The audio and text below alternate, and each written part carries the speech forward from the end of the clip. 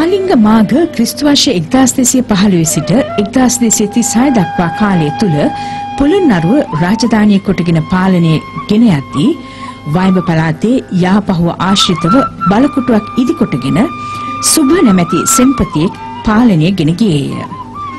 සුභ, පබ්බත, සුභචාල, සුභගිරි යන නම්ද මේ පර්වතයේ හැඳින්වීමට යොදාගෙන ඇත. දඹදිවි රජ කළ දෙවන පරාක්‍රමබාහු රජුගේ පුත්‍රයා වූ හතරවන විජයබාහු ක්‍රිස්තු වර්ෂ 1270 සිට 1272 කාලය තුල මෙම බලකොටුව තවත් දියුණු කළේය. බලකොටුව වටා දිය අගලක් හා ප්‍රාකාරයක් මෙකල බඳවා ඇත. යාපහුව ශ්‍රී ලංකාවේ ප්‍රධාන රාජධානියක් බවට පත් වූයේ ක්‍රිස්තු වර්ෂ 1272 සහ 1284 අතර කාලයේ රජ වූ බෝනිකබාහු රජුගේ කාලයේදීය.